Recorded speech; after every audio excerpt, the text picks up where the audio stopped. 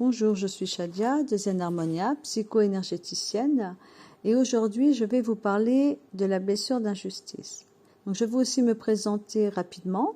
Je suis psycho-énergéticienne, c'est-à-dire que j'interviens au niveau émotionnel, au niveau psychologique, mais aussi sur un plan énergétique, c'est-à-dire grâce au magnétisme, je peux intervenir au niveau transgénérationnel et karmique.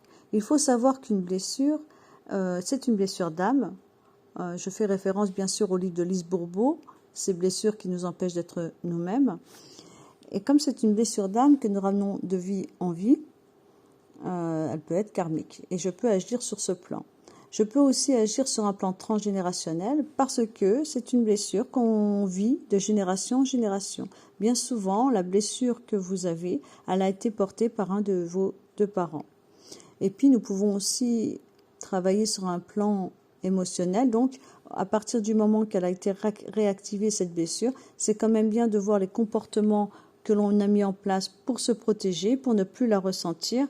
Et à partir de ce moment-là, on peut changer son mécanisme. Donc, à partir du moment que la mémoire du traumatisme ou de cette blessure est nettoyée, et qu'en plus vous pouvez agir en toute conscience sur votre façon d'agir qui est devenue très robotique quelque part, et bien la blessure elle s'estompe. J'ai en consultation, que ce soit par visio ou à mon cabinet, de très bons résultats. Quand une personne est vraiment prête, en une séance, ça peut être réglé. Donc, on peut parler de la blessure d'injustice qui se développe entre 4 et 6 ans avec le parent du même sexe. C'est souvent un enfant qui a souffert de la froideur du parent du même sexe, un parent qui n'est pas très expressif dans ses émotions, dans ses sentiments. C'est aussi un enfant qui n'a pas pu s'exprimer et être lui-même avec ce parent.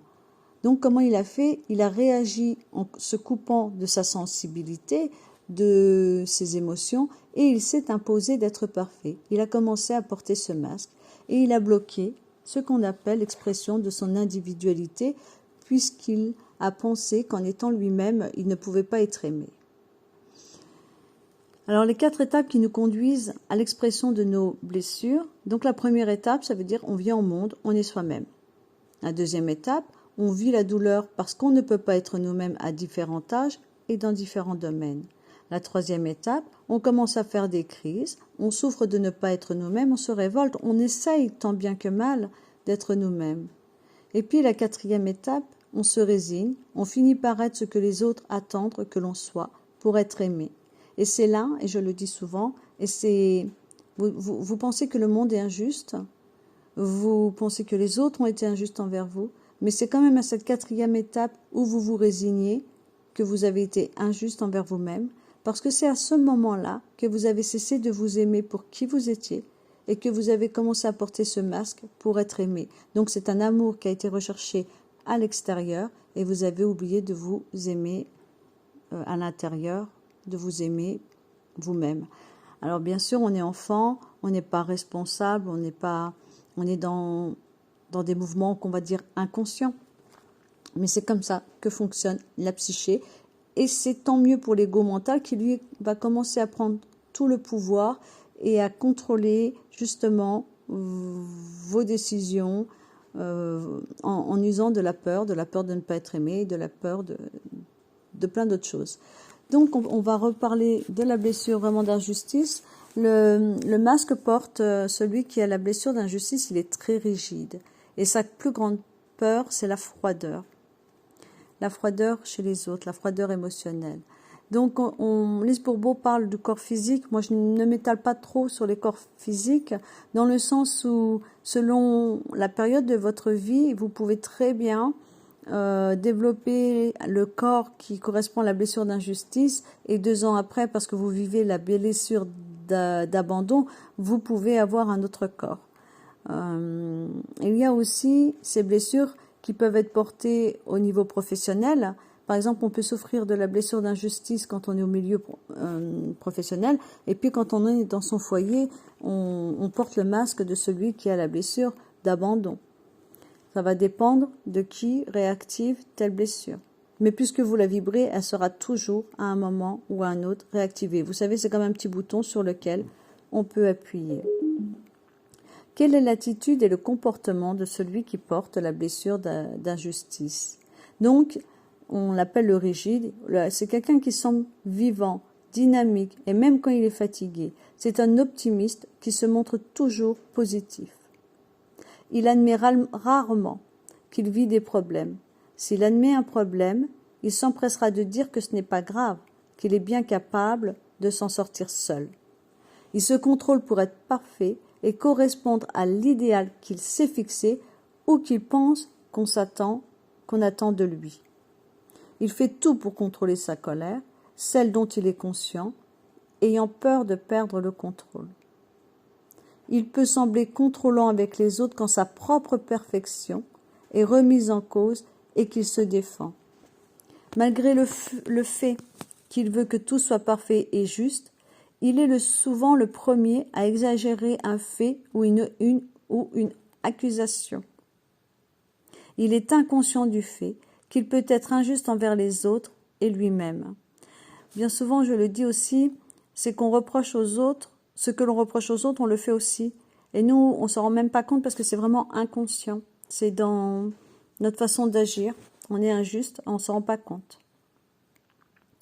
Le rigide, c'est quelqu'un qui se coupe vraiment de ses émotions parce qu'il ne sait pas gérer sa grande sensibilité. Il a peur de perdre le contrôle et de ne pas être parfait aux yeux des autres. Donc il peut passer pour froid et insensible parce qu'il se fait croire ainsi. Et il fait croire aussi aux autres que rien ne le touche. De ce fait, il est incapable d'établir une relation intime satisfaisante. Il est très dur avec son corps et admet rarement être malade. Il sent difficilement le froid ou la douleur.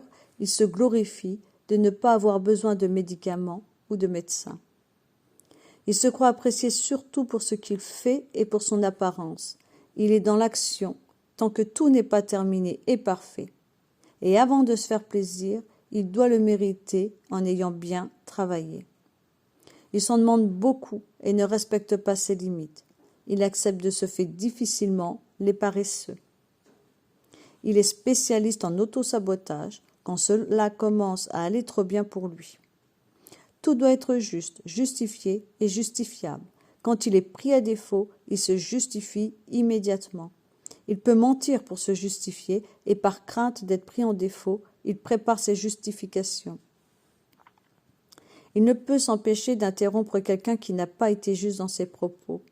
Croyant aider l'autre, il critique ceux qui n'agissent pas comme ce qu'il croit être parfait et juste, tout autant qu'il se critique lui-même. Il croit que les connaissances sont plus importantes que les sentiments et il se glorifie de ses connaissances et de sa mémoire. Quand il a atteint sa limite, il peut être très cassant, très sarcastique, entêté et intransigeant. Il utilise souvent les mots suivants: pas de problème, justement, exactement, sûrement, extraordinaire, fantastique, tous les superlatifs tels que super bon, plus spécial, plus beau.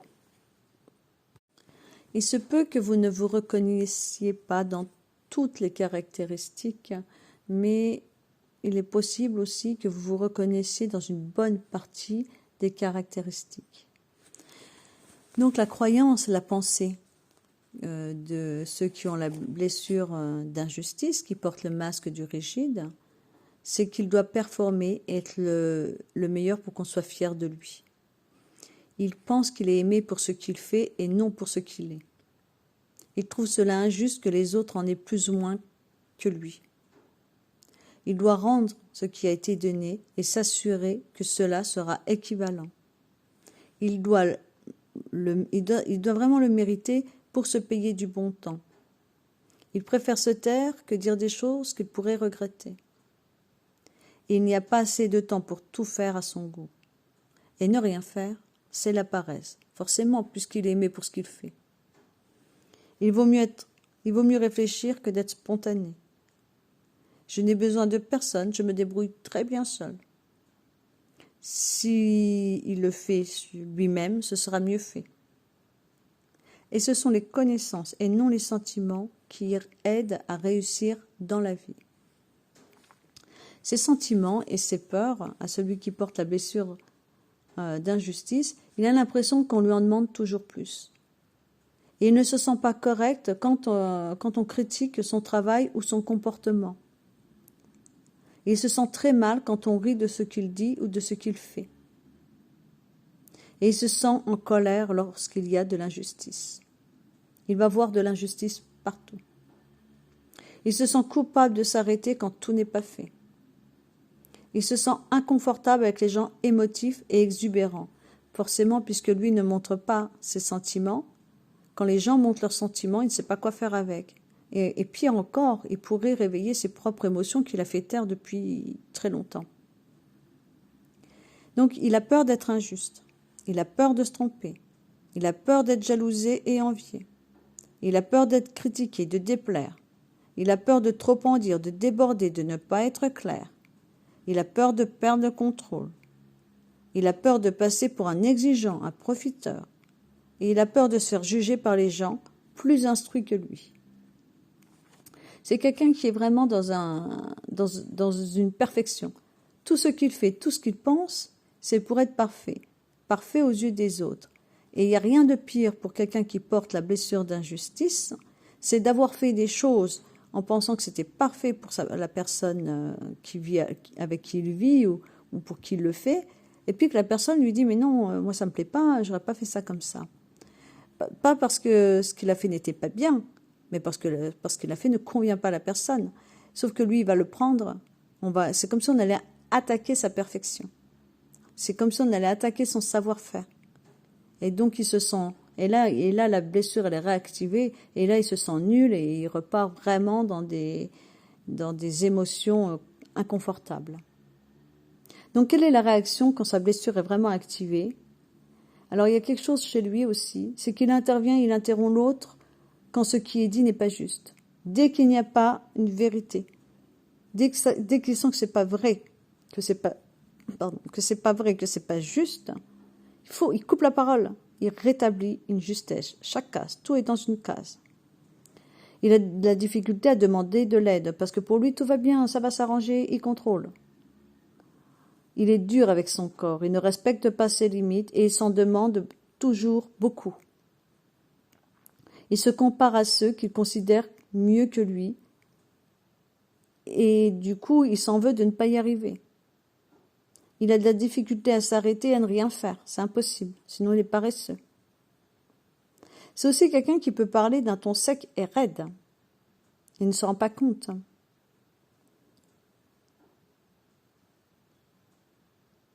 Ses remarques et ses plaisanteries ont le don de faire sentir l'autre imparfait. Il peut être cinglant, il ne s'en rend même pas compte.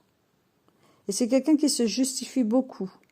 Quand il ne fait rien, quand il oublie quelque chose, quand il fait une erreur, tout est justifié, tout le temps, tout le temps. C'est quelqu'un qui rationalise aussi ses difficultés. Au lieu de sentir ce qui se passe, il va rechercher rapidement une solution pratique sans savoir ce qu'il ressent. C'est un perfectionniste et il peut avoir la critique facile, surtout avec les gens qu'il estime paresseux ou imparfaits. Donc voilà pour la blessure d'injustice. Je vais ajouter le processus inverse qui va permettre de soigner les blessures. Le processus inverse, c'est la première étape, c'est une prise de conscience de nos masques. Ça veut dire que quand la blessure est activée, je réagis comme ça, ok, là je te vois arriver, blessure. La deuxième étape, ça va être aussi en fonction de notre ouverture plus ou moins grande, il y aura une résistance. L'ego, il va être là, il va résister, il ne veut pas voir, parce qu'il a envie de rester tout puissant. Mais quand la prise de conscience elle est faite, il va y avoir une révolte. Ça va être agaçant. La troisième étape, il va se donner le droit d'avoir souffert et d'en avoir voulu à un de ses parents, et même parfois à son conjoint ou d'autres personnes qu'il a accusées d'être injustes. Et il va avoir de la compassion et du lâcher-prise. Parce que on ne peut pas se pardonner si on se juge. Mais si on comprend qu'on a eu des réactions par rapport à une blessure non guérie et qu'on en a voulu, eh ben on peut peut-être se pardonner d'en avoir voulu parce que c'est pas tout à fait conscient d'avoir eu des attentes qui n'ont pas été comblées. C'est à cause de cette blessure. et vice-versa. Ça veut dire aussi qu'il y a des gens qui vous ont qualifié d'injuste parce qu'ils avaient aussi des attentes envers vous que vous n'avez pas remplies, vous n'avez pas comblées. Mais ces attentes-là, ça leur appartenait parce qu'ils avaient en eux une blessure non guérie. Et la quatrième étape, acceptation de soi et des expériences dans sa vie. Ça veut dire qu'on va observer et on va comprendre pourquoi on réagit comme ça. Et après, on laisse partir. Et à partir du moment qu'on arrête de se juger, qu'on arrête de se demander d'être parfait, qu'on accepte justement nos imperfections, qu'on accepte un peu de se reposer dans le canapé sans se qualifier de feignant, quand on va se donner un peu plus de respect pour le corps qui a besoin de repos, le corps qui a besoin d'être écouté, on va commencer à rentrer dans l'amour de soi et on va pouvoir commencer à être plus en conscience plutôt que dans ce masque égotique. Donc, celui qui réagit en fonction de sa blessure, on va prendre l'exemple d'un couple qui vit une dispute ou qui vit un moment difficile. Celui qui est dans la blessure d'injustice, donc le rigide, il dira « c'est injuste, je ne mérite pas ça, je ne lui ferai pas une chose comme ça ». Mais quand il commence à reconnaître la blessure chez lui et chez les autres, il va pouvoir adopter un nouveau comportement. Et donc il dira, il va plutôt vérifier déjà auprès de l'autre si l'autre avait bien l'intention d'être injuste. Il va réapprendre à sentir en allant marcher dans la nature, respirer l'odeur de la terre, des bois, écouter de la musique. Il va commencer à apprendre, mais qu'est-ce qui se passe en moi? Qu'est-ce que c'est une émotion? Est-ce que si je laisse cette émotion naître, est-ce qu'elle va me terrasser? Bien sûr que non, puisque je suis adulte maintenant et que ce n'est plus l'enfant hypersensible qui les vit. Donc je vais laisser cette pensée, cette émotion, parce que toute émotion ressentie, acceptée, reconnue est une source de guérison. Alors, comment sait-on que celui qui porte la blessure d'injustice est en voie de guérison? Eh bien, lorsqu'il va se permettre de faire des erreurs sans vivre de la colère, sans pleurer, quand il va s'autoriser à pleurer devant les autres sans peur de leur jugement. Et la force cachée, parce que toute blessure transcendée va nous apporter, tout ce qui est négatif va devenir positif, donc ça va nous apporter une qualité. Et ben c'est quelqu'un qui est capable de faire face aux situations qui sont très difficiles. Il va rester toujours très enthousiaste, très dynamique, ordonné, doté d'une grande capacité de travail. Il sait toujours ce qu'on doit savoir au moment opportun. Il a une capacité à simplifier, pour expliquer, pour enseigner. Donc, de nos faiblesses, nous pouvons en faire une force, et je vous souhaite de tout cœur que cette vidéo vous apporte un peu de connaissance, un peu de lumière sur votre chemin pour redevenir un peu plus chaque jour ce que vous êtes vraiment, avec beaucoup, beaucoup d'amour.